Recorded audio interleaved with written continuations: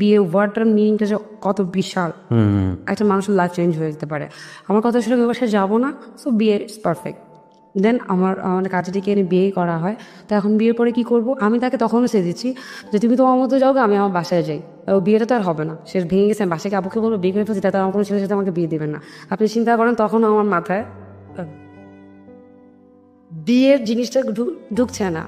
তো আর যেই কথা সেই কাজ, আমি দুপুর সকালবেলা বিয়ে করি, বিকেলে আমি আমার বাসায় চলে যাই। আর ও ওর ওর বাসায় চলে যায়। হ্যাঁ, কিছুই কিন্তু না, এর ভিতরে কিছুই হয়। আপনি ওর সম্পর্কে জানতেন, ফ্যামিলি স্ট্যাটাস কি, কোথায় কি আছেন, হচ্ছে বিয়ে পর্যন্ত জানতেন? আমি যে এতটুকু জানতাম যে ওরা 3 ভাই ছিল। ওর বাবা একজন সরকারি চাকরিজীবী ইঞ্জিনিয়ার ছিলেন। তাদের ফরিদপুরে একটা বাড়ি ছিল, 3 তলা ফাউন্ডেশন দিয়ে, শিক্ষিত পরিবার ছিল, ইটস ট্রু। এইটুকুই জানতেন? হ্যাঁ, ওর মাস্টার্স কমপ্লিট করে, তারা 3 ভাই মাস্টার্স কমপ্লিট করে। বাট হ্যাঁ, তার সংসার ছিল, তার টাকা তার বাবা অলরেডি রিটায়ার করেছিল। রিটায়ারমেন্টের টাকা দিয়ে অলরেডি বাড়ি করে ফেলেছে তারা।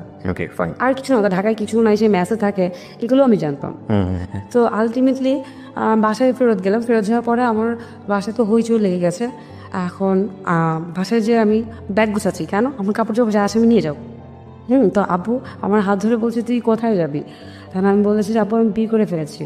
আব্বু মাথায় হাত দিয়ে, বিয়ে করেছিস মা, আচ্ছা ঠিক আছে, কোনো বিষয় না, তুই ছেড়ে দে, কোনো কিছু হবে না, তুই বাসায় আব্বু না পাগলের মতো করতেছিল, তুই যাইস না। আর আম্মু তো পিছন থেকে কত বাসায় গাড়ি গ্যালাজ করতেছে, এইবার দেখছো তোমার বিয়ে হ্যান ত্যান, আসলে কি তুই বিয়ে করে আসছিস কি না, শুধু শুধু রাত থেকে আসছিস, এই টাইপের। তবে আব্বু বলছে না আব্বু আমি বিয়ে করে আসি। ছেলে কই, তুই ছেলের ডাকা। তা আমি ওরে ফোন দিলাম।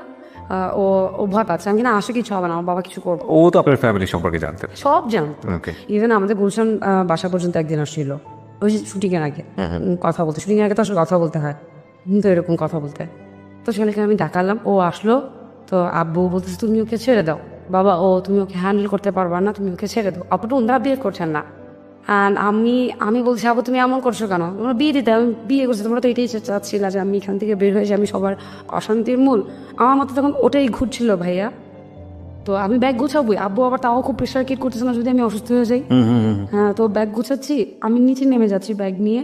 আব্বু শুধু ওর হাত ধরে বললো বাবা আমি জানি না আসলে শ্বশুরা হাত দিয়ে কি বলে, আমার মেয়ে না মুরগি রান ছাড়া ভাত খেতে পারে না, তো তুমি প্লিজ ওকে মুরগি রান ছাড়া ভাত দিও না। ইউ হ্যাড, আমি জানি না হ্যাড বলবো কিনা, মানে বাবা বেঁচে আছেন কিনা। Extraordinary father to be honest. তখন আমি আব্বু বলবো তুমি কাঁদছো কেন, তুমি কাঁদতেছো কেন, আমার খুব ইজি ছিল বিষয়গুলো, তুমি কাঁদতেছো কেন। তো একথা বলে বলে আমি চলে যাই ওর সাথে। আব্বু আবার জিজ্ঞেস করছে কোথায় যাচ্ছ, ঠিকানা রেখে দিছে, ফরিদপুর আমাকে নিয়ে যায়। তো জীবনও ভাই লঞ্চ করিনি, ফরিদপুরে পদ্মা পেরোতে হয়, জীবনও দেখি নাই, কি বলে যে ফেরি পার হতে হয়, ফেরি দেখিনি। তো ওর বাসায় যখন আমাকে নিয়ে দাঁড় করে বলা হয় যেরকম আমি বিয়ে করেছি, মাত্র 42 দিন হয়েছে ওর মা মারা গেছে, ওর বাবা আমাকে জড়িয়ে ধরে কান্না করে। কারণ ও 3 ভাইয়ের মধ্যে মেজো ছিল, বাট ওর বড় ভাই তখনও বিয়ে করেননি, একটু মেন্টালি প্রবলেম ছিল বলাতে, ওই আসলে বড় ছেলের দায়িত্বে ছিল। আমার শ্বশুর ওয়াও ছিলেন, সিম্পলি ওয়াও। আমি আব্বা ডাকতাম। আমার বাবার পরে যদি লেখা আমি কোনো সেকেন্ড ফ্রেন্ড পেয়ে থাকি সেটা শুনি। বিউটিফুল। তো মানুষ সবসময় শ্বশুরবাড়ির সম্বন্ধে বাজে বলেন, আমি আমি জানি আমি এখানে একটু ডিফারেন্ট, তার উপর থেকে ওয়াও ছিল। আমার বাবা 15 দিনের মাথায় আমার বাবার মামাকে পাঠায় দেখার জন্য ছেলের ফ্যামিলি। 15 দিন কথা বলে না, শুধু আমার বাবা কথা বলে, কেউ আমার সাথে ফোনে কথা বলে না, রাগ। হ্যাঁ, তো পাঠায় কি অবস্থা দেখে টিকে আসে, তো পছন্দ হয়, আসলে তো পরিবারটা পছন্দ হওয়ার মতো ট্রু। কারণ আমার বাবা কখনো বড় মেয়েকে যে টাকা পয়সা দেখে বিয়ে করেছেন তা না, সে সার্টিফিকেট দেখতো আর ফ্যামিলির গোড়াটা কেমন। ওরাও একটা সম্ভ্রান্ত পরিবার ছিল, ট্রু।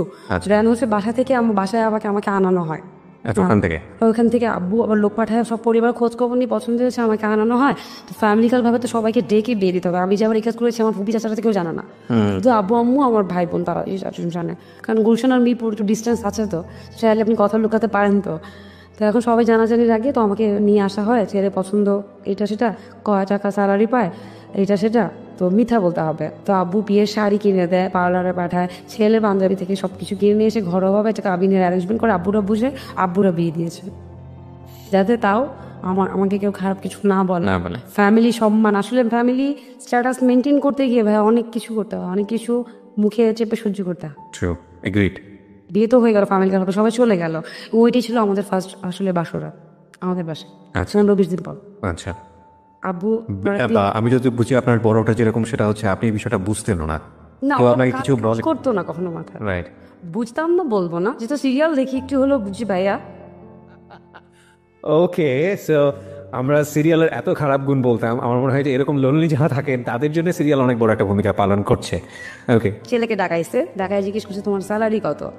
এখন এটা আমি চ্যানেলের একটু গোপন কথা বলতে চাইছি, জানা ইউ ক্যান, নো প্রবলেম। যে স্যালারি আসলে একটু মোটামুটি কমই থাকে।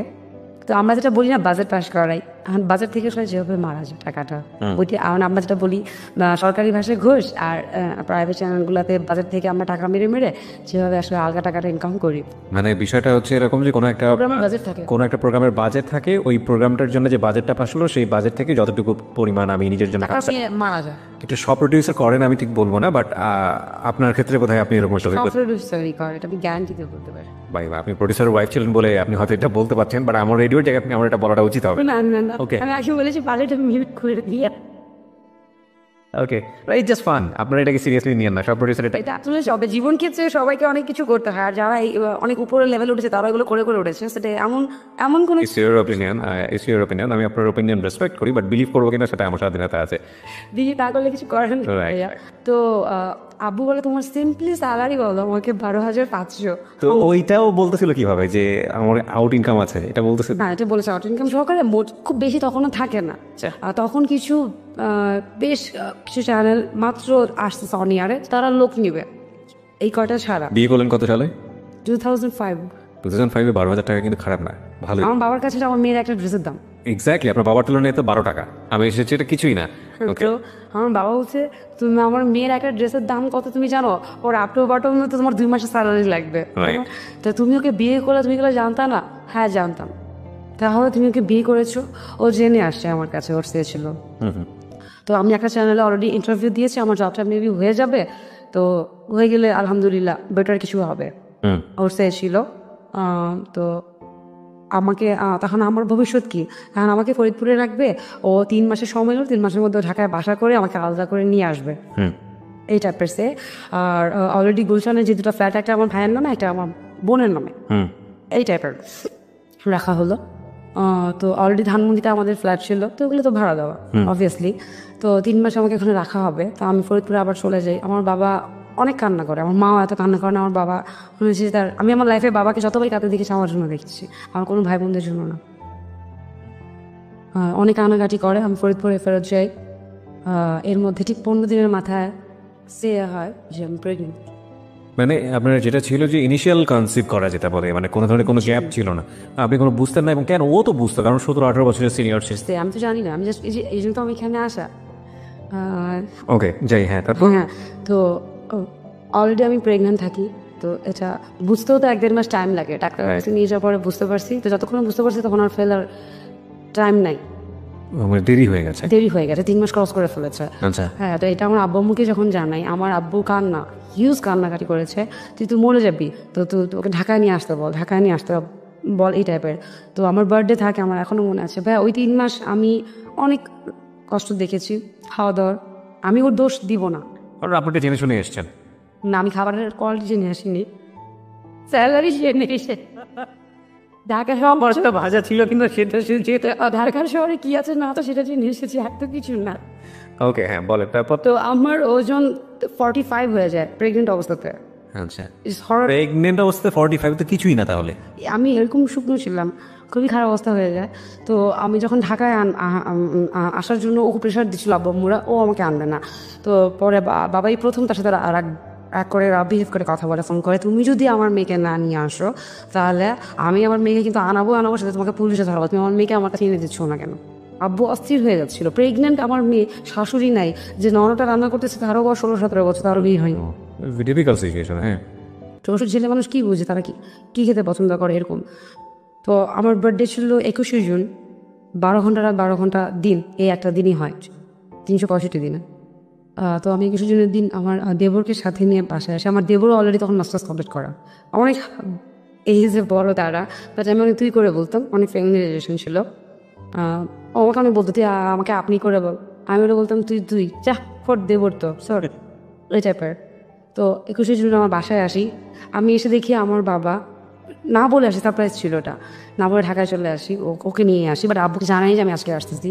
এসে আমি সোজা বাসায় ঢুকে দেখি যে আমার বাবা আমার বেডরুমে, আমি যে জায়গাটায় ঘুমাই ঠিক সেই জায়গাটায় বিছানায় এরকম উঠে শুয়ে আছে। আচ্ছা আচ্ছা। এবং প্রতিদিন উনি সন্ধ্যা পর্যন্ত এখানেই শুয়ে থাকেন, সন্ধ্যার পরে তার বেডরুমে আসে। হ্যাঁ। তো আমাকে দেখে আমার বাবা কান্না করে দেয়, বিকজ অফ আমার শরীর স্বাস্থ্যের, আমার ড্রেসের কোয়ালিটি এগুলা দেখে। আর আম্মু, ওই প্রথম আমি বুঝেছিলাম আম্মু আমাকে আদর করে। মিস করেছে স্বাভাবিকভাবে। আম্মু দেখি কান্নাকাটি শুরু করছিল, চিল্লাপাল্লা, উল্টা ওই যে তখনও রাগ করতেছিল, ফকির নিয়ে বিয়ে করছিস, কি অবস্থা করছে, আমার বিয়ে না খায় মায়েরা থাকতেছে, এটা বলতেছে, সে কাঁদতেছে, কিন্তু সে কিন্তু আমার নামে বদনাম করতেছে।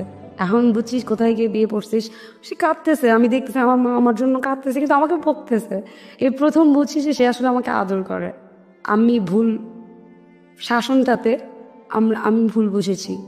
আমি এটাও বলতে চাই প্রত্যেকটা সন্তানদের কাছে, প্রত্যেকটা বাবা মার কাছে যেভাবে বলতে চাই যে সবাইকে একভাবে ট্রিট করবেন না, প্রত্যেক সন্তানদের কাছেও বলতে চাই বাবা মার আসলে ভালোই চায়। রাইট, হয়তো ওই রাগারাগি করেন, কিন্তু রাগারাগি একটা আদর, ওইটাই ডিফারেন্ট। Right right. তো তখন আব্বু সাথে সাথে হাফিজুর রহমান, বাংলাদেশ গাইনির যে হেড, তার কাছে আমাকে নিয়ে যে ডাক্তার দেখায়। তো তাকে বলেছে তোমার 3 মাস লাগবে না, তুমি বাসা নিবা কি নিবা জানি না, আমার মেয়েকে আমি ডেলিভারির আগে এখান থেকে যেতে দিব না। তো আমি আব্বুর কাছে থাকতে থাকি, ও সপ্তাহে শুক্র শনি এখানে এসে থাকে, বাকি দিন চলে যায়। ধানমন্ডিতে 2 নম্বরে আমার ফ্ল্যাট রেডি করা হলো, আব্বু ভাড়া বাসায় তার মেয়েকে দিবে না, 2টা কাজের মেয়ে রেডি করা হলো। তো আমার বেবি হয়েছে পরের বছরই 2006 ডিসেম্বরের 8 তারিখে। মানে বেবিটা ছিল আপনাদের? হ্যাঁ, ছেলে। বাহ, মাশাআল্লাহ। হ্যাঁ, আমি তো ভাই পালতে পারি না, আমার বাবা মা দুজন মাঝখানে নিয়ে ঘুমায়, আমি আমার বেডরুমে ঘুমাই।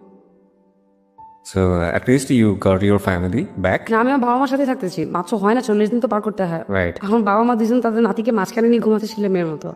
আম্মু পালছে, কারণ ইমেচিউর চাল ছিল, 8 মাসে হয়ে গেছে। খুবই স্বাভাবিক, খুবই স্বাভাবিক। হ্যাঁ। তো ওকে এভাবে করে নেওয়া লাগতো, ওর মানে এক কিছুও হয় নাই। ওহো। পয়েন্ট সামথিং তার গ্রাম ছিল, পাউন্ড ছিল, তো এইটুক ছিল, তাকে এইভাবে রাখতে হতো। তো এই জন্য আম্মু আব্বু দুজনের মাঝখানে রাখতো, তাদের সন্তানের মতো। আমি আমার রুমে নাক ডেকে ঘুমাতাম মেসিসেরা, বুঝতেন না আসলে, বুঝতেন না আসলে বাবা মা। তো আমি আমার ফ্ল্যাটে চলে যাই, তো আব্বু 2টো কাজের লোক রেডি করে দিয়ে দেয়। আমার মেয়ে রান্না করতে পারে না, একটা বাবুর্চি একটা ঘরের কাজ করবে, আমার মেয়েকে রান্না করানো যাবে না, কাজের লোকের বেতন আব্বু দিয়ে দিবে উইথ কার। আমার এখনো মনে আছে 17.5 লাখ টাকা দিয়ে জি করলা কার আমাকে কিনে দেওয়া হয়, উইথ ফার্নিচার সহ, কার সহ, জামাই সহ আমাকে ফ্ল্যাটটাতে প্রথম উঠা দেওয়া, আচ্ছা, উইথ কাজের লোক। বিপুর কি কোনো আপত্তি ছিল এই বিষয়গুলো নিয়ে? এমন কিছুতে না, শুধু বলতো কি দরকার ছিল তোমার আব্বুগুলো পাঠায় আমাকে ছোট করতেছে, জাস্ট বলার দরকার বলা ছিল।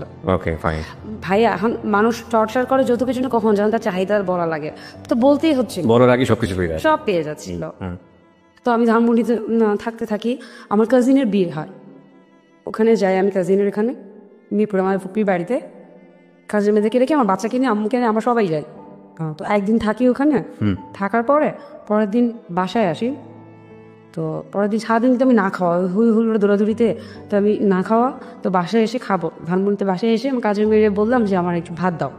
আমি কিন্তু অনেক ভাত খাতো, না এখনো, সকালে ভাত খাই, দুপুরে ভাত খাই, রাতে ভাত খাই, ভাত ছাড়া আমি বাঁচতে পারি না, পরিমাণ কম খাই যে কারণে মোটা হই না। ওকে। আমি বাসায় আসার পরে যখন আমি ভাত খাবো, ভাত মা খাচ্ছি, আমি ভাতটা মা খাচ্ছি, আমি কাজের মেয়ে বলছে আপু আমি আপনাকে একটা কথা বলবো। হ্যাঁ বল। বলে ভাইয়া জাস্ট খালি ফার্স্ট রাউন্ডটা মুখে নিবো, এর মধ্যে কাজের মেয়ে পাশ থেকে আমাকে বলে আপু ভাইয়া না কালকে রাতে আমার রুমে আসছিল। বলতেছে যে আপি ও আমার ভাইয়া না আমার রুমে আসছিল, তা আমি না ভাতের লড়াটা নিচে ফেলে দিয়ে আমি তাকে ভাবে আমি হয়তো আমি ভুল শুনছি। আমি কি বললা? বলে কি ভাইয়া না রাত্রেবেলা আমার রুমে এসেছিল। হ্যাঁ আসতেই পারে, তো অলরেডি বিয়ে 1 বছর পার হয়ে 2 বছরে চলছে। আমরা বিরতি নেব প্রিয় শ্রোতা। আমরা সবসময় কথাটা বলি যে জীবন গল্পের যে বিরতির বাঁকগুলো সেগুলো কোথায় কখন দাঁড় করিয়ে দেয় সেটা খুব বলা মুশকিল।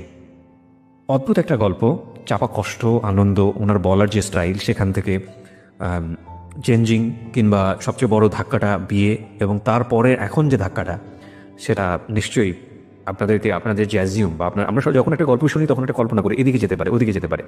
জীবন গল্পের বৈশিষ্ট্যটাই হচ্ছে এরকম, সৃষ্টিকর্তা যখন আমাদের মানে যদি বলি যে নাটক যখন নির্মাণ হয় তখন আমরা একটা অ্যাজাম্পশন আমাদের জায়গা থেকে করি, এবং সেটা আরেকজন মানুষই যেহেতু করেছে আমরা বুঝতে পারি যে নাটকের দিকে যাচ্ছে।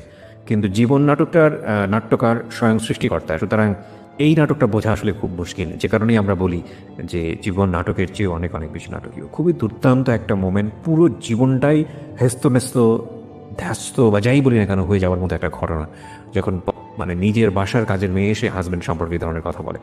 আমরা ছোট্ট একটা বিরতির পর আবারও ফিরে আসছি, মাত্র 2 মিনিটের বিরতি, আশা করছি আমাদের সাথেই থাকবে। জীবন গল্প, জীবন নাটকের চেয়েও নাটকীয়।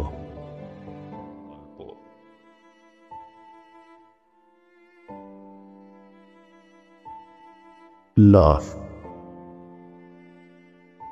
hate, challenge, motivation is ice, truth, impossible, virtue, morality, something beyond entertainment.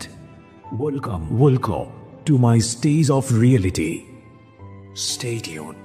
Sunday and Wednesday with me RJ Kibriya, only on Dhaka FM 90.4. জীবন গল্প, জীবন নাটকের চেয়েও নাটকীয়। জীবন গল্প। স্বাগত আরও একবার প্রিয় শ্রোতা, শুনছেন জীবন গল্প ঢাকা FM 90.4-এ। আমি আরজি কিপ্রি আপনাদের সাথে রয়েছি। আমি কথা না বাড়িয়ে আবারও ফিরছি আবিদা সুলতানার কাছে। জি, আপনি যেখানটায় ছিলেন যে কাজের লোক এসে বললো যে বিপু নামে তো উনি পরিচিত নন কোথাও, এটা শুধু আপনার না, আপনি ব্যবহার করেন। কারণ আমাদের এই অনুষ্ঠানে সে শুনে সে বুঝতে পারবে, সে বুঝুক, কিন্তু আমাদের অনুষ্ঠানের যে এথিক্সটা সেটা হচ্ছে কারো সামাজিকতা যেটা কখনো না লাগে। এটা আমার শর্ট ফর্ম ছিল তাকে। উইথ ডিউ রেসপেক্ট বিপু, আপনি যেহেতু গল্পটা যদি শুনে থাকেন আপনি বুঝতে পারছেন কে। আমরা অবশ্যই আমাদের এই শোটা ইনভেস্টিগেটিভ শো না, আমরা অনুষ্ঠানের শুরুতেই ডিসক্লেইমার দিই, এবং সেই জায়গা থেকে আপনার প্রতি আমাদের রেসপেক্ট আছে, এবং আমরা আপনাকে ছোট করছি না, হেও করছি না, আপনার কোনো পরিচয় কোনো কিছুই আমরা এখানে এক্সপোজ করছি না, এবং কোনোভাবেই আমরা এটা মানে যাতে আপনার সম্মানে আঘাত না লাগে সে বিষয়টা আমরা খেয়াল রাখছি। আমাদের এই শোটা ইনভেস্টিগেটিভ না, ইনভেস্টিগেশন শো হলেও আসলে এই ধরনের শো হয় না কোথাও। সো সেই জায়গা থেকে কারো সম্মানে আঘাত লাগুক, কোনো প্রতিষ্ঠানের ক্ষতি হোক, এটা আমরা কখনোই চাই না। আর যদি সেটা হয়ে যায় কোনোভাবে, সেটা আমাদের একেবারেই অনিচ্ছাকৃত। জি বলুন। তো আমি বললাম যে কি বলছো আমি বুঝিনি, আবার বলো তো কথাটা। তো সে আমাকে বলতেছে যে আপু ভাইয়া আমার রুমে আসছে। আমি কি হ্যাঁ আসতে পারে তো, কারণ আমি আমাদের 14 গোষ্ঠীর ভিতরে না ভাই, আমি আমার আশেপাশে তো কখনো এই টাইপের কথা শুনিনি। আচ্ছা, বলার পরে আমি তখন একটা কথা ওকে পাল্টা কোশ্চেন করি যে তোমার গায়ে টাচ করেছে? বলে কি না আপু, উনি এসে কয়েকবার প্রস্তাব দিয়েছে। তো আমার তখনও পর্যন্ত ভাই চিন্তা, কারণ আমার মানে মন মানসিকতা, আমি তো বলেছি তুমি ওর সামনে বলতে পারবা, যদি ওর সামনে দাঁড়িয়ে বলে তাহলে তো বুঝবো কথাটা সত্য, দুজনকে মুখোমুখি করি। আপনি 100% একজন অনেস্ট ওয়াইফ যে কথাটা বলা উচিত আপনার সেটাই বলেছেন। হ্যাঁ, তখন বলে হ্যাঁ পারবো। আমি তুমি শিওর তো? পরে যদি মিথ্যা করিস তাহলে কিন্তু আমি তো চড়া দাঁত ফালাই দিব। তখন কিন্তু আমি মেয়েটাকে কোনো বকাবকি করি নি, কারণ আমি আসলে কী শুনলাম, কীভাবে হ্যান্ডেল করবো ফ্যামিলিকেও জানাইনি, কারণ নিজের পছন্দের বিয়ে তো একটা তো নাক থাকি ভাই। এমনিতে ফ্যামিলির অ্যাগেনস্টে গিয়ে বিয়ে করেছি বা ফ্যামিলির ঝামেলার কারণে অ্যাগেনস্টে গিয়েছি, ফা্যামিলিকে তো বলা যাবে না। আমি আগে কুল হলাম, আমার হাত পা কাঁপছে, আমি খাইতে পারিনি, ভাত সরাই দিল। ও আসছে রাতে 11:30 কি 12টার দিকে, ওদের টাইমিং কিন্তু উল্টা থাকে, ঠিক থাকে না। আসার পরে আমি খুব ভদ্রভাবে ভাত খেলাম। ওর আবার আসার পরে 1-1.5 ঘন্টা রেস্ট দেওয়া লাগে, দেন ভাত খায়। তারপরে হচ্ছে ফুটবল খেলা দেখে 1-1.5 ঘন্টা, ওর মাঝখানে চা খাবে। তারপরে রাতে 2:30-3টা কোনো ঘুমাইতে পারতাম না। আর আমার বাবার বাড়িতে রাতে 10:30-11টার মধ্যে সব ঘুমিয়ে যায়। তো ও ভাতটা খাওয়া পেছনে এসে বসে যাবে, আমি একটা কথা বলবো তোমাকে। হ্যাঁ বলো। তো তাসলিমা একটু এদিকে আয়, কার সাথে মেয়েটা মানুষের কাছে একটু এদিকে আয়, দরকার আছে একটু রুমে আয়। তো রুমে আসলো, 2টা কাজের লোক, একটা কিন্তু জানে না আবার এই কাহিনী হয়েছে যে আরেকটার সম্বন্ধে। বয়স কত ছিল? একই এজের, আপনার একই এজের ছিল। 1.5 বছর ছোট ছিল, অনেক সুন্দরী ছিল। তো 2টা কাজের লোক, তো আরেকটা ওর থেকে একটু ছোট ছিল, বাট কাজের লোকগুলো দিত আমার ফুপ্পি। তো এখন এই জিনিসটা আমার ফুপ্পিও তো জানতে পারে ও যখন চলে যাবে ও কেন গেল। আমার ফুপ্পির কাছে যাতে দিয়ে আসি, দেন ফুপ্পি একটা কাজের লোক তাদেরকে আবার দিয়ে আসে বাড়িতে। আমার মাথায় তখন সব এগুলো ঘুরতেছে। তো আমি শিওর ছিলাম কথাটা মিথ্যা হবে, 100% মিথ্যা হবে, এবং আপনি বের করে দেবেন। হ্যাঁ। তো আমি বেডরুমে দরজাটা লাগিয়ে দুজন ক্যাটারি করে আমি তাসলিমা কী হয়েছে বল। ও মাটিতে বসা, তো ও বিছানায় বসা তাকিয়ে আছে। হ্যাঁ কী হয়েছে, কী ওকে ডাকছো কেন বেডরুমে? আমি বলছি কী হয়েছে, কালকে রাত্রে বলে আমার সামনে একটু বলতো, আমি বুঝিনি। ভাইয়া আমার রুমে গেছে। আমি কি ভাইয়া তোমার রুমে গেছে মানে? ভাইয়া আমার সাথে থাকতে চাইছে। আমি কি থাকতে চাইছে মানে কি? কারণ ও তো আর ইংলিশে সেক্স বলতে পারতেছে না, এটা ওয়ার্ডও জানেও না। ভাইয়া আমার লোকে ছুঁইতে চাইছে, জামাই বউ যা করে তা করতে চাইছে। আমি ওর দিকে তাকাইছি, ও ও খালি কাজমিটাকে বলছে তুই রুম থেকে বেরো। অলরেডি তুইতে চলে আসে, যেখানে আমি রুমকে কোনোদিন তুই শুনি নেই ভাইয়া। কাজমিকে বলছে তুই রুম থেকে বেরো। আমি ওটা বলতেছি রুম থেকে বের হবে কেন? ওটাও তো একটা অ্যাপার্টমেন্ট, ফ্ল্যাট বাড়ি, ওটাও তো একটা সমাজ ভাইয়া। তা আমি ও রুম থেকে বের হবে কেন? আগে বলো আমাকে, কি ও যা বলছে এটা সত্য কিনা? তুই এই রুম থেকে বের হ। বের হয় রুম থেকে এমন করতেছে, ও বের হয়ে গেল, দরজা লাগাইলাম আমি। কি হয়েছে আমাকে বলো, কি সমস্যা? ও ধাপাধাপ দাঁড়ালো ভাই, দাঁড়ায় প্যান্ট চেঞ্জ করতেছে, ধাপাধাপ শার্ট চেঞ্জ করতেছে, মানি ব্যাগ। আমি কোথায় যাচ্ছ? উত্তরটা দিয়ে যাও। কি হয়েছে? এটা কি সত্য না মিথ্যা? আমি ওরে বারবার বাধা দিচ্ছি, তুমি যেতে পারবো না, যেতে পারবো না। ওই সঙ্গে ধাক্কা দিল, আমি যা পিছনে ওপরে গিয়ে পড়বো, বের হয়ে গেল। উত্তর না দিই রাত্রের অলরেডি তখন 1টা বাজে। তো ও বের হয়ে গেল বাসা থেকে। তো বের হয়ে গেছে, আমি আমি আমার তো ওয়েট করে কান্না করে। মানে ওই সময়টা থেকে আপনি ওকে চার্জ করছিলেন, আপনি রেগে আমি যাচ্ছেন? কিন্তু বলছি কি হয়েছে, কথাটা কি সত্যি কিনা আমাকে বলো। ওকে চার্জ করার অপশন কেউ তো ধাপ করে উঠলো ভাইয়া, প্যান্ট চেঞ্জ করতেছে। এর আগে কি আপনাদের ওই ধরনের কোনো ঝগড়াঝাটি হতো? না না, কখনোই না। এরকম কোনো সিন পার্টি হয়নি আমাদের ভিতরে, কখনো টাকা পয়সা নিয়ে ঝগড়া লাগা নেই। হ্যাঁ, আমি খালি ওকে জিজ্ঞেস করছিলাম একটা বসে, এটা কি সত্য কিনা, তুমি কথা বলছো না কেন, তুমি রেডি হচ্ছ কেন, তুমি বের হয়ে যাচ্ছ কেন? আমার খুব জোরও শার্ট করছি না, আমার ছেলে পাশের রুমে ঘুমাচ্ছে। ও তারপর তো বের হয়ে গেল, আমাকে ধাক্কাটা দিয়ে আমি বিছানায় জাস্ট পড়ে গেলাম। ও আসলে ধাক্কা দিচ্ছে আমাকে সরানোর জন্য সামনে থেকে, নট মারার উদ্দেশ্যটা। আমি এখন সত্য বলবো, বিছানায় পড়ে গেলাম, ও চলে গেল বের হয়ে। এখন আমি যে দরজা লাগে রুমে কান্না করা ছাড়া, ওয়েট করা ছাড়া আমার তো কোনো অপশন নেই। সে ভোর 6টার সময় আমাকে ফোন দিল। খুব স্বাভাবিক, রাত্রের বেলা তো অফিসগুলো খোলাই থাকে চ্যানেলের, এডিট কারণ করা। বুঝতে পেরেছে, হ্যাঁ, ওখানে গিয়ে অফিসের কাজ করে। এখন আমি ওকে ফোন দিয়ে, ফোন ধরে না, সকাল 6টার সময় সে আমাকে ফোন দিল। ফোন দিয়ে বলতেছে আমি সরি, ভুল হয়ে গেছে। আমি কি ভুল হয়ে গেছে? আমি বাসায় আসি, তারপরে তোমার সাথে কথা বলি, তুমি রাগ করো না, চিৎকার করো না। আমি আচ্ছা ঠিক আছে, তুমি বাসায় আসো। তো বাসায় আসলো, ও আমাকে বিছানায় বসা, ও আমাকে আমার সামনে বসে মাথা নিচু করে বলতেছে যে আমার ভুল হয়ে গেছে, আসলে তুমিও বাসায় ছিল না, আমার না ভুল হয়ে গেছে, আমার আর কখনো এরকম হবে না, অ্যাক্সিডেন্টে আমার ভুল হয়ে গেছে, আমি তো আসলে কিছু করি না, ওকে প্রস্তাবই দিয়েছি। ভাই আমি মেনে নিলাম যে আসলে ভুল হয়ে গেছে। ওকে, অ্যাক্সিডেন্টলি পুরুষ মানুষ, আমি ধরেই নিয়েছি পুরুষ মানুষ, ফাইন। আমি যদি মাথায় এত মানে লজিক্যালি এটা চিন্তা করে বলি নাই যে আমি আজকে যদি কাজটা করতাম তুমি কি করতা, এগুলো কিছুই না। ও বললো ভুল হয়ে গেছে, ফাইন, ভুল হতেই পারে, বাট একটা জিনিস শিওর হলাম যে বাসায় রাতে বাইরে থাকা যাবে না। আমার ভিতরে ঘরে ঢুকে গেল। ওই যে আমি একদিন ফুপির বাসায় ছিলাম, তো এরকম 10-15 দিন গেল। এখন আম্মুর কাছে আবার ক্ষেত্রে কি করলেন? ওকে বের করে দিলেন? না, ও তো ট্রু বলেছে, ও মিথ্যা বলে আমাকে বের করতাম। ও তো থাকতে দেয়নি ভাই, আমাকে বলেছে ও না করে দিয়ে দরজা লাগাই দিছে, সো ও সৎ, ও বেটার, ও ভালো। আমি তো কেন বের করবো? আমার হাজব্যান্ড প্রস্তাব দিছে, তাহলে আমার হাজব্যান্ডকে বের করে দেওয়া উচিত। ওকে না, ওটা মানুষ না। আমার কাছে যেটা লিগেল সেটা লিগেল। তো আম্মুর বাসায় আমি আসি আবার থাকছি। পরের দিন সকালে গেছি, যে পরে ও অফিসে যাওয়ার পরে আবার একই বিষয়, আপু আপনি প্লিজ আমাকে যাওয়ার সময় নিয়ে যান, নাহলে ভাইয়া আমার রুমে ঢোকার জন্য জোরাজুরি করে, ভাইয়ারে ধাক্কায় আমাকে রুম থেকে বের করতে হয়েছে। তো সেকেন্ড জিনিস আবার হইলো, আমি তখন আমার ফ্যামিলিকে কিছু জানাইনি। এটা কি ওই মানে যে মেয়েটা কমপ্লেন করছিল, সুন্দর যে মেয়েটা, সেটার জন্যই হচ্ছিল? বাকিটা তো হচ্ছে মাত্র বড় হয়েছে, বাট এতটা সুন্দর না, একটু বড়। তো সেকেন্ড বারও একই বিষয়। তখন ভাই আমার মাথাটা অবভিয়াসলি ক্র্যাক হওয়ার কথা, তার মানে দ্যাট মিনস তুমি এটা ভুল করো নি, ফার্স্টের বাড়িটা তোমার ইন্টেনশন ছিল এটা। হ্যাঁ। দেন আমি যখন তাকে ধরলাম, ধরার পরে অ্যাজ ইউজুয়াল আমি তোমাকে অ্যান্সার দিতে বাধ্য না। প্রথমবার আচরণ, সেকেন্ডবারের আচরণ কিন্তু এক না। সে আমাকে সে দিচ্ছে, আমি তোমাকে অ্যান্সার দিতে বাধ্য না। দেন আমি তাকে বলছি তুমি কেন বাধ্য না, তুমি কাজটা করেছো কিনা আমাকে বলো। এরপর ওর সে হয় যে করলে করছি, তুই কী করতে পারবি করগা। এই লাইফে ফার্স্ট সে আমাকে তুইতে চলে আসলো, করলে করছি তুই কী করতে পারবি করগা, দরকার হলে আমি আরও করবো, ওরা তো কিছু করতে পারি না, তখন এবার কইরেই দেখাবো। ও কিন্তু প্রস্তাব দিচ্ছে ভদ্রভাবে, তখন মেয়েটাকে ওই পর্যায়ে যায়নি। তো আমি ভাই আমি কোনোদিন আমার লাইফের তুই তো কারই শুনিনি হাজব্যান্ড ওয়াইফদের মধ্যে। আমি যে ফ্যামিলি থেকে আসছি, আমার চোখ দিয়ে পানি পড়তেছে, আমি কাঁদতেছি। তো তারপর থেকে তার বিহেভিয়ার আমার সাথে একটু ডিফারেন্ট হওয়া শুরু করলো। তো এরপরের পর থেকে যখনই বাবার বাড়িতে যেতাম, সহজে যেতাম না, কিলো ধীরে ধীরে ব্যাক করতাম। তো যখনই বাবার বাড়িতে যাওয়া শুরু করলাম, বড়টাকে সাথে করে নিয়ে গেলাম, কারণ আমি ভাবছি ছোটো তো, ওটা তো ছোটো, ওটাতে কিছু বলবে না, তাহলে হয়তো এটা সুন্দরী বলে শুধু এটা ক্ষেত্রে এরকম হচ্ছে। কারণ আমি তো কাউকে শেয়ার করে দিয়েছি, কারোর কাছ থেকে আসলে বুদ্ধি নিব, কাকে শেয়ার করবো? এটা মান ইজ্জত, মান সম্মান, যার সঙ্গে শেয়ার করবেন সেখানে সম্মানের প্রশ্ন। আরেকটা জিনিস আমার হচ্ছিল, আয়নায় দাঁড়িয়ে, এটা যে কত বড় একটা অপমান ভাইয়া, যে আমি কাজের মেয়ে থেকে ছোট করে বলছি না, তারও একটা মানুষ, কিন্তু আমি ঘরের একটা ওয়াইফ, আমি কি কাজের মেয়ে থেকে দেখতে এত খারাপ? আর আমার কি নেই যে একটা কাজের মেয়ের কাছে আসলে যাওয়া আয়না দাঁড়িয়ে কি করতেন? তাকিয়ে দেখতাম নিজেকে, কি নাই ভিতরে ভিতরে আসলে নিজেকে অনেক ছোট করে ফেলা বিষয়গুলো। আর যদি আপনি কারো কাছে শেয়ার করতে না পারেন তাহলে আরও ছোট হয়ে যান।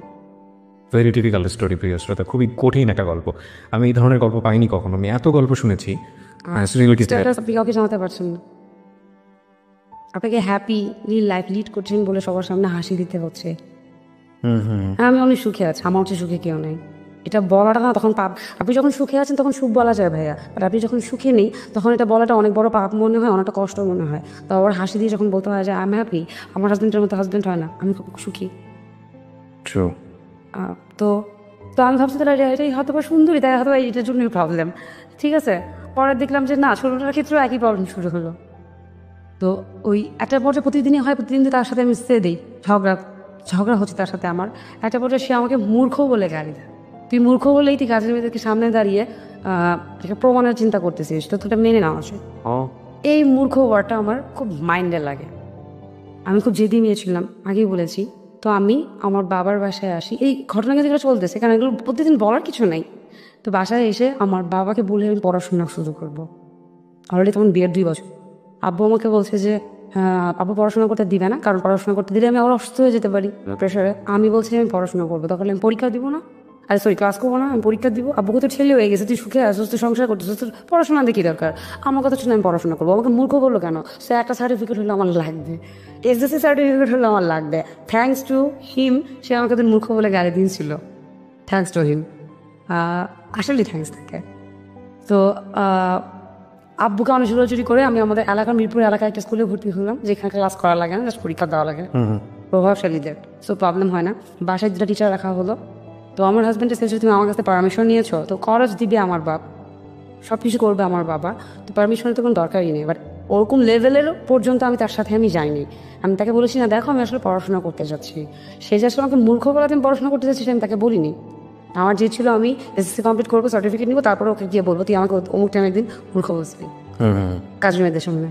তো আমি পাশাপাশি আমি একটু করে বাসা টিচার রাখা হলো, ইংলিশের একটা, ইংলিশ অঙ্ক একটা, আর অ্যাকাউন্টিং-এর একটা।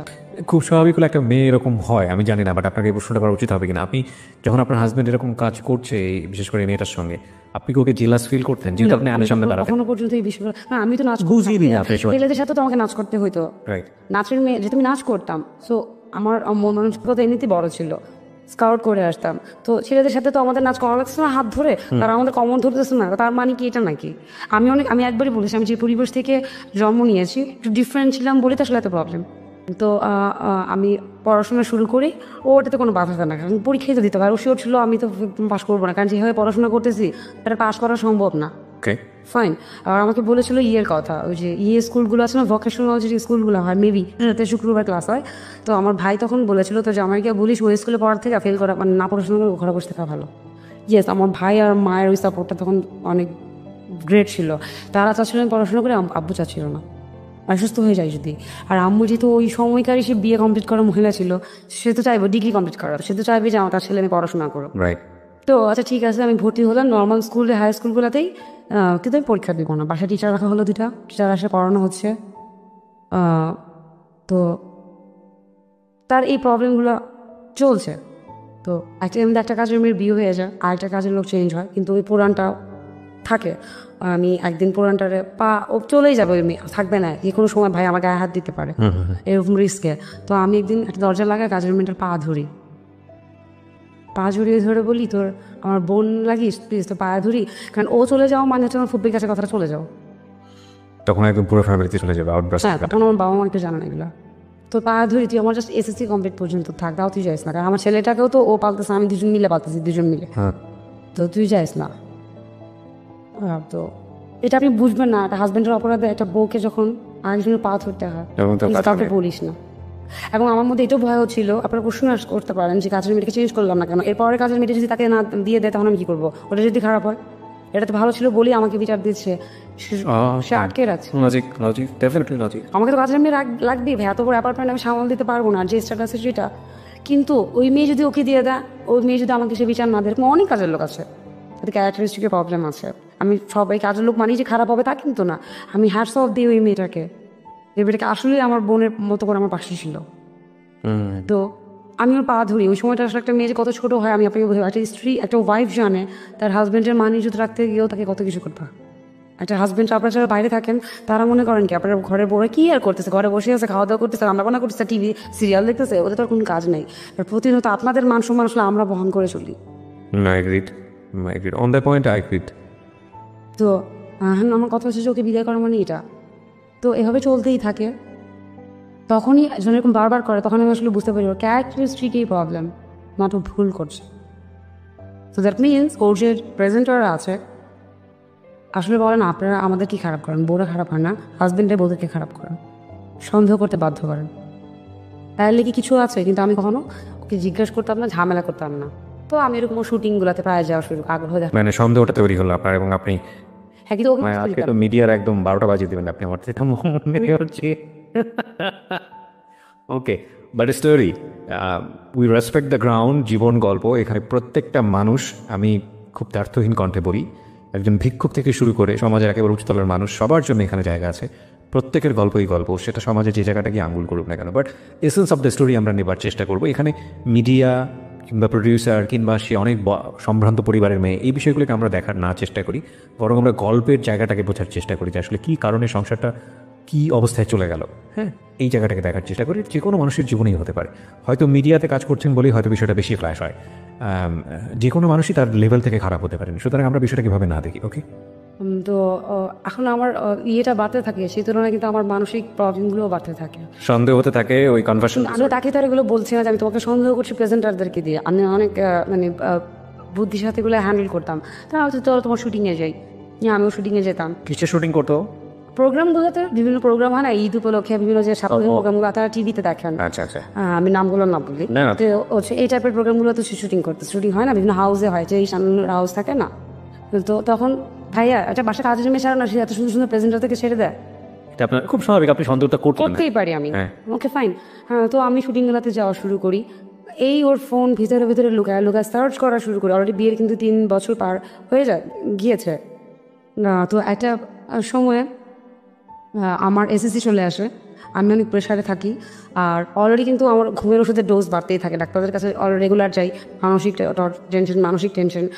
মোহিত রামাল স্যার ওষুধ বাড়াতে থাকে ডোজ, উনি আমার হাজব্যান্ডকেও নিয়ে আসতে পারেন, বাট আমার হাজব্যান্ড সো কল তার সে জেনে যাবে আমি তার ওয়াইফ, এই কারণে সে যায় না। মোহিত রামাল আগে থেকে তাকে শুনে বলে, সে যায় না। তো মোহিত কামাল স্যার খুব মজা করে একটা আছে, যেটা আমি আসলে প্রতিটা মানসিক রোগীর জন্য দিতে চাই, যে আসলে যে সমস্ত ওয়াইফদের হাজব্যান্ডরা এরকম বাহিরে মেয়েদের সাথে বিভিন্ন কাজে লিপ্ত হয় বলে আমরা জানি বুঝি, তো তাদের জন্য একটা সে, তো মোহিত কামাল স্যার আমি যেন টেনশন না করি আমাকে একটা সে দেয় যে দেখো তুমি যেরকম টয়লেটে গিয়ে শীষ করে আসো, তেমনি পুরুষ মানুষের কাছে রাস্তায় বিভিন্ন জায়গায় জায়গায় গিয়ে সেক্স করাটা এরকম একটা বিষয়। তো তোমার মধ্যে যেরকম কোনো ফিলিংস নেই শীষ করার, পুরুষ মানুষের ওই টাইপের পুরুষদের সেক্স করার কোনো ফিলিংস নেই, তুমি ভাইবো না সে ফিলিংসের শুধু তোমার সাথেই করে, তুমি তার ভয়। এটা আপনাকে মানে সান্ত্বনা দেওয়ার জন্য বলে, আই নো দ্যাট। তো ঘুমের ওষুধ বাড়তে থাকে।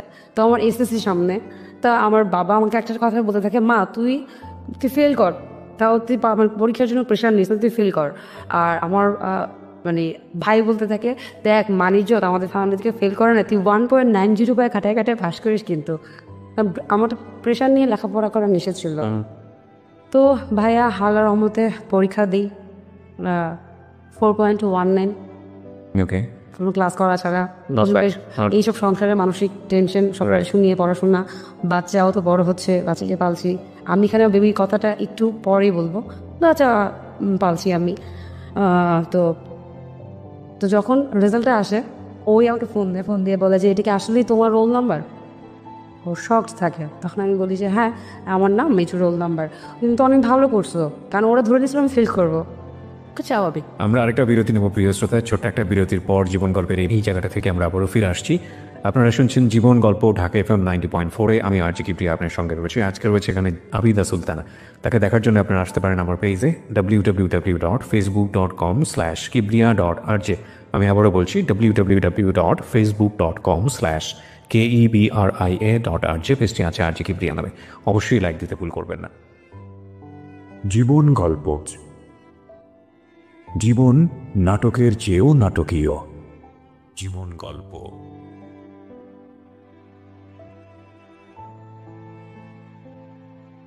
Love, hate, challenge, motivation, is truth, impossible, virtue, morality, something beyond entertainment. Welcome to my stage of reality. Stay tuned. Sunday and Wednesday with me RJ Kibriya, only on Dhaka FM 90.4. জীবন গল্প। জীবন নাটকের চেয়েও নাটকীয়। জীবন গল্প। স্বাগত আরও একবার শুনছেন জীবন গল্প ঢাকা FM 90.4-এ। যারা জীবন গল্পে অংশগ্রহণ করতে চান তারা আমাদেরকে ফোন করবেন। আমাদের ফোন নাম্বারটি হচ্ছে 09611904 আমি আবারও বলছি 09611904। হ্যাঁ বলুন। তো এভাবে এসএসসি কমপ্লিট করি আমি। ইন্টারে ভর্তি হই একটা কলেজে। আমার ছেলেকেও স্কুলে ভর্তি করা একটা ইংলিশ মিডিয়ামে ধানমন্ডির, আমি নামটা না উল্লেখ করতে চাচ্ছি। তো এরকম ও আমার ছেলের কখনো কোনো ডাক্তারের কাছে বলেন টিকা দেওয়া বলেন কোনো কিছুতে কিন্তু ও যায় না। আমি কাজের মেয়েদেরকে নিয়ে বা আমার মাকে নিয়ে যাচ্ছি। ওকে জাস্ট শুধু ফার্স্ট মানে স্কুলে ভাইবা হওয়ার দিন যাওয়া লাগে প্যারেন্টসদেরকে ইংলিশ মিডিয়ামে। তো বেসিক্যালি আসলে বাচ্চাদের হয় না, ভাইবাটা আমাদের বাপ মাদেরই হয়। হ্যাঁ, তো আমি যাই, ও যায়, ওই একদিনই শেষ। তো সে তো সকালে যায়, রাতে তার আসার কোনো ঠিক ঠিকানা নাই। তো হঠাৎ তার যে প্রেজেন্টারটা থাকে একটা মেয়ে, এরকম রাত বিরাত তাকে ফোন দিতে থাকে। আচ্ছা প্রেজেন্টারটা তো একটা দুটোর সময় কী কাজ? এবং আমি হঠাৎ করে খেয়াল করি যে এই একটা নাম্বার, যে আমাকে বলতেছে সে প্রেজেন্টার রাইট, বাট আসলে নাম্বারটা সেভ করা না। এখন ওর প্রত্যেকটা নাম্বার সেভ করা থাকে প্রেজেন্টারদের, যে নাম্বারটা সেভ করা না। তো দেন আমি নাম্বারটা বের করি, এবং আমি যে নাচ করতাম মেয়েটা হচ্ছে ওই একটা ভাইয়ার সাথে আগে নাচ করতো অনেক আগে। আমি মেয়েটাকে চিনতাম, যে নামটা সে বলছে এখন বর্তমান প্রেজেন্টার তার, কিন্তু নাচ করতো। তা আমি বুদ্ধি করে ওই ভাইয়াটাকে ফোন দিয়ে, যে ভাইয়া তুমি না বলেছিলে আমার হাজব্যান্ডের সাথে সে কাজ করছে, নাচ করতো, তো ওর ফোন নাম্বারটা আমাকে একটু কারেক্ট করে দিতে পারবা? আমি আসলে নাম্বারটা মিলাবো। পরে দেখলাম যে রাইট, ভাইয়া নাম্বারটা দেওয়ার পরে দেখলাম এই মেয়ে ওই মেয়ে, কিন্তু ও প্রেজেন্টার বলতেছে অন্য একটা মেয়ের নাম, এই মেয়ের নাম বলছে না। ও তো 2-3টা প্রোগ্রাম হতো সাপ্তাহিক, হ্যাঁ, তো এই মেয়ে ওই মেয়ে না, নতুন মেয়েটা না। তো রাতে 2টা-3টা বাজে কিসের প্রেজেন্টার? দেন আমি তার সাথে রাগারাগি করে একদিন, যেটা 12টার পরে তুমি যখন বাসায় ঢুকো, রাত 2টা-3টা বাজে তুমি যখন অফিসে থাকতেছো তখন ফোন ধরো। তো বাসায় ঢুকার পর সেটা রাত 12টা হয়ে যায়, তুমি আর ফোন পিক করতে পারবে না। Okay fine. হঠাৎ করে তুমি ঘুম ভেঙে দেখি সে পাশে নেই। তো আমি উঠে গিয়ে দেখি যে সে আমার গেস্ট বেডরুমের বারান্দাতে গিয়ে একটা কারোর সাথে ফোনে কথা বলছে। আমি চুপ করে পিছনে গিয়ে দাঁড়াই, তো সে কথা বলছে, আমি কথাগুলো না বলি কি বলছে, তারা রোমান্টিক কথাবার্তা বলছে। আমি পিছনে চুপ করে দাঁড়িয়ে আছি, যেন সে ফিরলে আমাকে দেখে। নট আমি লুকিয়ে শুনছি, কিন্তু আমিও মুখোমুখি দাঁড়ানো, কিন্তু ও তো গ্রিল ধরে আকাশের দিকে তাকিয়ে থাকে, আকাশ বাতাস নিয়ে কথা বলছে। তার তো আর পিছনে দেখার দরকার নেই, তাই না? তো আমি দাঁড়িয়ে আছি, তো সেই যে কথাটা বলাটা বন্ধ করে পিছনে ফিরেছে, ফিরে আমাকে সে দেখার পর আমাকে বলছে তুমি এখানে।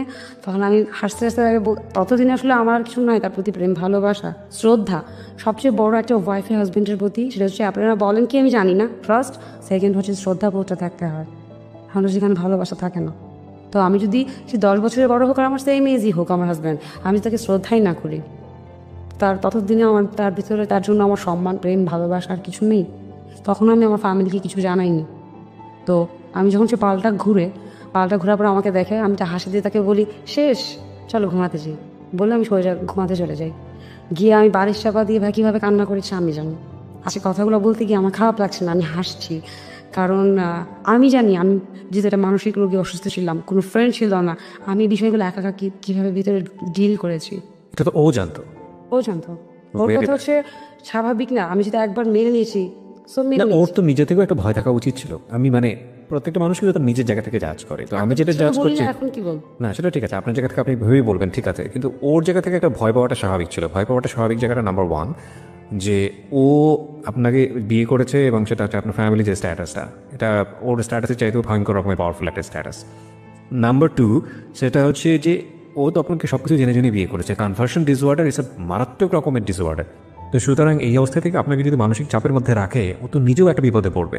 ওটাও কিছু যায় আসে না ভাইয়া, কারণ আলটিমেটলি আমার আমাদের ফ্যামিলিতে ডিভোর্স বারটা নাই, সো সেকেন্ড বিয়ার হচ্ছে না।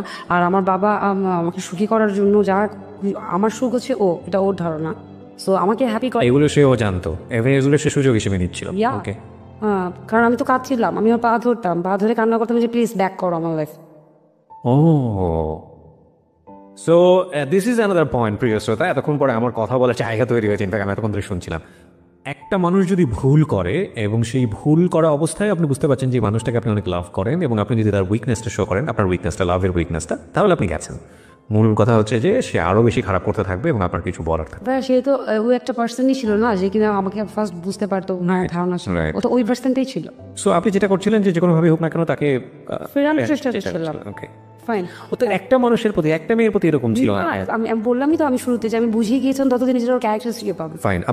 আপনি যে রেসপেক্টেড যে সাইকিয়াট্রিস্টের কথা বলেছেন, ওনার সাথে কি বিষয়গুলো ডিসকাস? হ্যাঁ, উনি বলেছিল ওকে সহকারে নিয়ে আসতে, বাট অত যাবে না। ওকে, এসো one kind of mental disorder also, cause আমরা যতদূর জানি যে এটা সাইকিয়াট্রিকের ভাষায় কোনো একটা মানুষ বলেছিল যে কাউন্সিলিং এর দরকার আছে, ওর দরকার আছে ছিল, বাট সে তো যাবে না।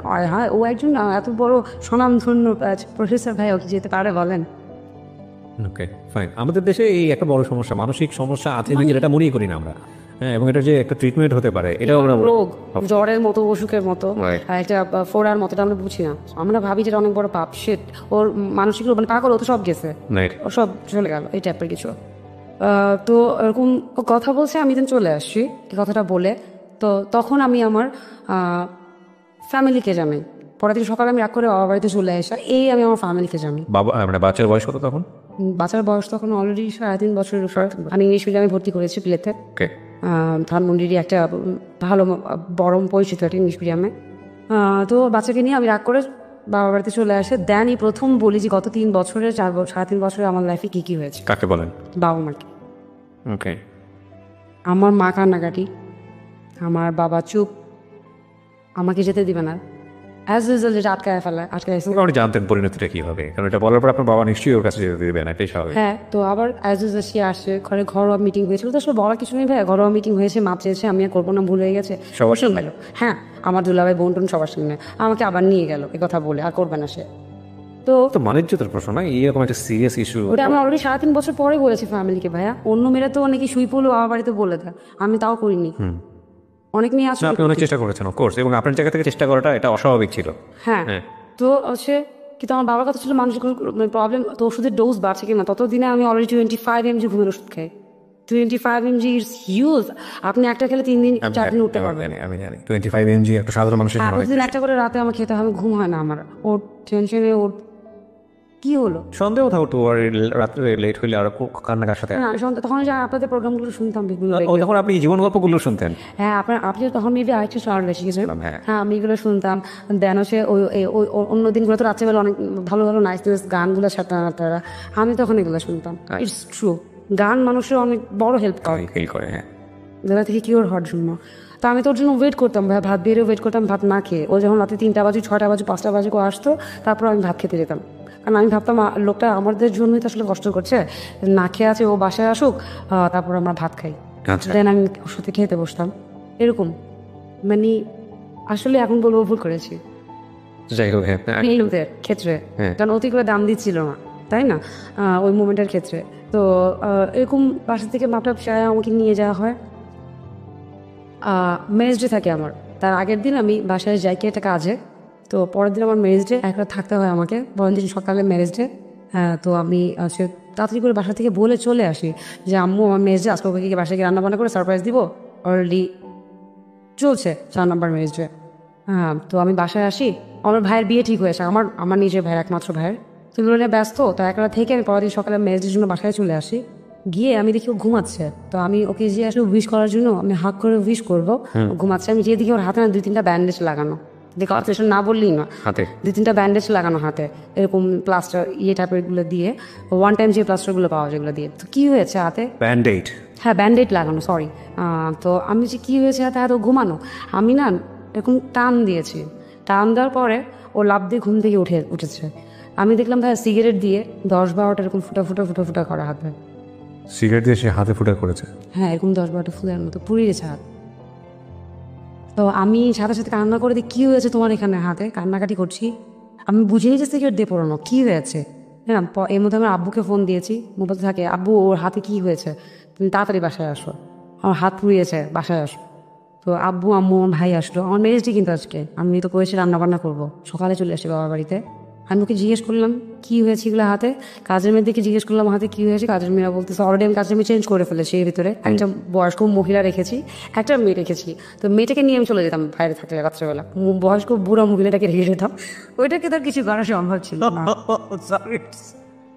ও গড, সেফটি ভাইয়া, হাসবো না কাঁদবো বুকে আছে। হবে আগে। আমি বুঝতে পারছি, it was very difficult situation, of course it is okay. তো তো মেয়েটাকে নিয়ে আমি চলে গেছি, বয়স্ক মহিলাটা তো আছে বাসা, টেনশন নেই, ওটা কী বা করতে পারবে, সে কিছু তো করতে পারবে না, আমার রাস্তায় আমি বন্ধ রাখছি। বাট আমার মাথায় এইটা কাজ করে না, দেখেন কতটা বোকা, যে আসলে এখানে বয়স্ক মহিলা বা মেয়ে দিয়ে কথা না, ওরই তো প্রবলেম, ওরই তো ক্যারেক্টারিস্টিকের প্রবলেম, আমি ভাবে কত জায়গায় আটকাতে পারবো, বা যার কাজই হচ্ছে মিডিয়া রিলেটেড, পসিবল। তো আমি যখন ওকে প্রেশার ক্রিয়েট করি একটা পর্যায়ে, তখন সে দেয় যে ওই মেয়েটার জন্য হাত পুড়িয়েছে, ওই মেয়েটাকে লাভ করে। কাজের মেয়ে যে বাসায় যে ছিল, যে আপনি বের করে দিয়েছেন? জানিস না, অলরেডি যে প্রেজেন্টার, অতদিন তার সাথে প্রেম। ও আচ্ছা আচ্ছা, তাকে আমি খুঁজতেছিলাম যে নাম্বারটা সেভ করা না, বাট রাতে 2-3 সময় ফোন আসে। ভেরি ইন্টারেস্টিং, মানে ওই প্রেজেন্টারকে সে লাভ করে, তার জন্য সে হাত পুড়িয়েছে। তার সে, বাট আমি তো জানি সে একটাকে লাভ করার মতো পাপি না, আর যদি আমি এখনকার যুগের ভাষা বলি, সেটা হচ্ছে এরকম পাপি না সে একজনকে লাভ করবে। যাই হোক, মানে ওই মেয়েকে ওর হাতে আনতে একটু আসলে কষ্ট হচ্ছিল, সেই মেয়েকে ওকে ট্রু লাভ বোঝাতে হয়েছিল। উনিও এখনও মিডিয়াতে কাজ করছেন, প্রেজেন্টার, মানে এখনও প্রেজেন্টার নন, অভিনেত্রী। উনি সুন্দরী যে প্রতিযোগিতা ওখান থেকে এসেছেন, নামটা আমি বলতে চাচ্ছি না। এবং তার বাবা হচ্ছে সরকারি। আর না যাই, এটা তার পার্সোনালিটিকে অনেক বেশি পরিমাণে এখানে ডিফোকাস করবে, সো আমি চাই না ওটা আনতে। না, আমি নাম কারোই বলছি না, আমি বলবো না, আমি কেন শুধু আরেকটা মেয়েকে করবো। আমি এটা আপনার ম্যারেজ ডেট দিন আপনি এটা জানেন? হ্যাঁ, ওদের হাতে অলরেডি এরকম পোড়ানো। তো আমি যখন এগুলো ওর মুখ থেকে বের করতে, ততক্ষণ আমার বাবার গুলশান থেকে চলে আসে, আমি ধানমন্ডিতে। তো চলে আসার পরে আমার বাবা অন্য রুমে যায়, আমার বাবা তার সাথে কথা বলা একটু বন্ধ রাখে তখন থেকে, ফাইন। যখন থেকে যে বাসায় বিচারটা বসে জানতে পারে, তার আগে আমার বাবা অনেক হ্যাপি ছিল, ভাবতে যে আমার মেয়েকে অনেক হ্যাপি রাখছে, আমি একটু লাভ করে আর কি লাগে, এই টাইপের কিছু। তো আমাকে আমার ছেলের পড়াশোনার মানে বেতনটাও চালাতো, বাট ভর্তিটা অনেক মোটা একটা অঙ্ক পেমেন্ট করা লাগে ইংলিশ মিডিয়ামে স্টার্টিংয়ে, ওটা আমার বাবা দিয়ে দিয়েছে। দেন মাসিক বেতনটা ও দিত, এরকম মানে যেখানে একটু ভারী অ্যামাউন্ট লাগে। ইভেন ওর বোনের বিয়ে ভাইয়ের মাঝখানে বোনের কানে গলার যা গোল ছিল সব আমার বাবা দিয়ে দিয়েছে, ও চায়নি। আর আমার বাবার কথা ছিল আমার জামাইয়ের জন্য কষ্ট না হয়, ও জাস্ট খাবারের খরচ সাম দিয়েছে। আমার ননদের বিয়ের খরচও আমার বাবা বিয়ে করেছে, ওকে বলতেও হয়নি, নিজে থেকে আমার বাবার কথা ছিল যে আমার এই মেয়েটা কিছু লাভ দিয়ে রেখেছে, সুখে রেখেছে, আর কি লাগে।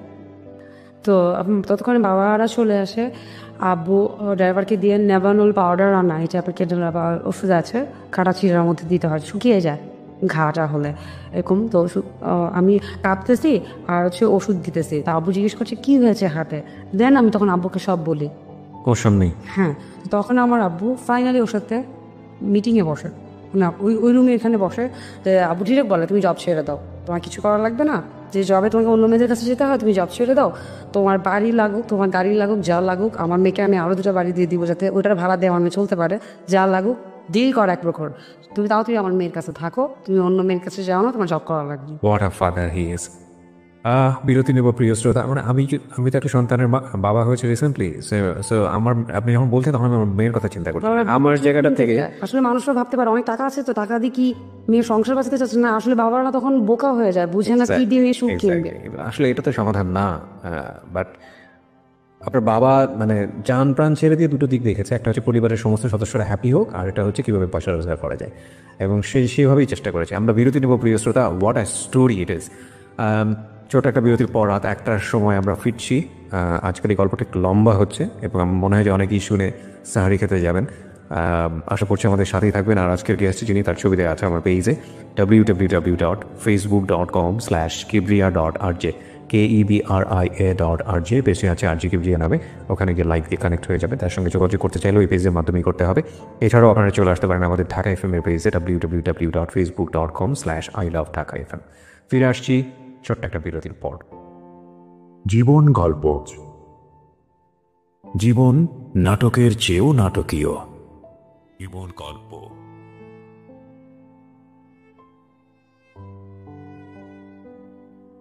Love, hate, challenge, motivation is to impossible, virtue, morality, something beyond entertainment. Welcome to my stage of reality. Stay tuned. Sunday and Wednesday with me RJ Kibriya, only on Dhaka FM 90.4. জীবন গল্প। জীবন নাটকের চেয়েও নাটকীয়। স্বাগত আরও একবার প্রিয় শ্রোতা, শুনছেন জীবন গল্প ঢাকা FM 90.4-এ। আমি কথা না বাড়ি আবারও ফিরছি আমার গেস্ট, যিনি তার কাছে আবারও বলছি তাকে দেখার জন্য চলে আসতে পারেন আমার ফেসবুক পেজে www.facebook.com/kibriya.rj KEBRIA.RJ। পেজটি RJ Kibriya নামে আছে এবং ওখানে আমার পার্সোনাল আইডিও আমি শেয়ার করেছি, চাইলে আপনারা ওখানে ফলো করতে পারেন। যেখানে ছিলাম আবিদা, তারপর আমার বাবা তার সাথে এইভাবে কথা বলে, তো তার সে ছিল যে আমি জব ছাড়তে পারবো না, আমি আর কি পারি বাবা, যদিও আমি মাস্টার্স কমপ্লিট করেছি তারপরও, তো ঠিক আছে এরকম আর হবে না। তখন আমার বাবা সে তাহলে ওই প্রেজেন্টারের ওই প্রোগ্রাম তোমাকে বন্ধ করে দিতে হবে, তো ওই প্রেজেন্টার বাদ দিয়ে দিতে হবে, যদি না করো তাহলে আমি আমার মেয়ে নিয়ে যাবো। সেটা এখতিয়ার তো ওর কাছে নাই, প্রেজেন্টার চেঞ্জ করে একটা নাকি? তো ও কি বলছিল তো এই মুহূর্তে? ও তখন বলছিল আচ্ছা ঠিক আছে আমি দেখবো। আমার বাবার কথা ছিল যে যেই মেয়েকে ঝামেলা হয়েছে ওই মেয়ে তোমার প্রোগ্রামই করা দরকার নেই। তখন ও বলছিল যে বাবা তাহলে আমাদের তো অ্যাটলিস্ট জব রক্ষার একটা হলেও তো প্রোগ্রাম করতে হবে, শুধু তো আমাকে বেতন দিতে রাখবে না কোনো চ্যানেল। তখন সে বলছিল যে ওকে ফাইন, তো এই প্রোগ্রামটা তোমাকে বন্ধ করতে হবে, এই নিয়ে হাও।